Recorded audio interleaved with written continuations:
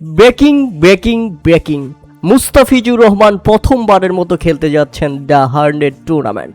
হ্যাঁ দর্শক, সবাইকে তাক লাগিয়ে দিয়ে বাংলাদেশ থেকে মুস্তাফিজুর রহমান প্রথমবারের মতো জায়গা করে নিয়েছেন দ্য 100 টুর্নামেন্টে। মুস্তাফিজুর রহমানকে দলে ফিরিয়েছে বার্মিংহাম ফিনিক্স।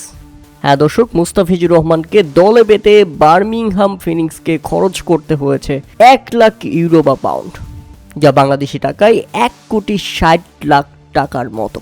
এই বাঁহাতি বাংলাদেশি পেসার বিশ্বব্যাপী টি-20 যাত্রায় আরও একটি নতুন অধ্যায় যোগ করেছেন।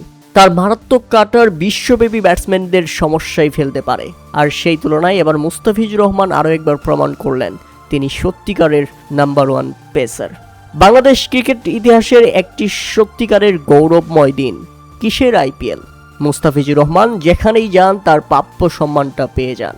দেরিতে হলেও মুস্তাফিজুর রহমানের নাম ওঠে নিলামে, আর নাম উঠতেই তাকে প্রথমেই বিট করে ফেলেন ভিত্তিমূল্য অনুসারে 1 লক্ষ ইউরোতে। শুরুতেই বিট করেন বার্মিংহাম ফিনিক্স, আর সাথে সাথেই তারা জিতে নেয় মুস্তাফিজুর রহমানকে।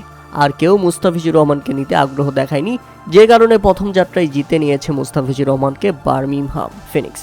এর আগে নিলামে রিশাদ হোসেনের নাম উঠলেও 8 দলের ফ্র্যাঞ্চাইজির কেউই রিশাদ হোসেনকে কিনতে আগ্রহ দেখায়নি, যে কারণে অবিকৃত থেকে যান রিশাদ হোসেন। তবে রিশাদ হোসেন অবিকৃত থাকলেও রিশাদ হোসেনকে কেউ না কিনলেও মুস্তাফিজুর রহমানকে হতাশ করেনি।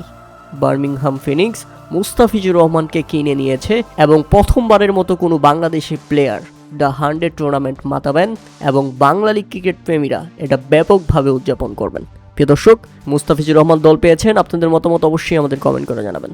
তবে মুস্তাফিজুর রহমান দল পাওয়ায়, বাংলাদেশ থেকে কোনো প্লেয়ার দল পাওয়ায় মনে হচ্ছে কাব্য মারানের মন খারাপ। কেননা মুস্তাফিজুর রহমানের যখন নিলাম চলছিল তখন তার মুখের দিকে তাকানো যাচ্ছিল না।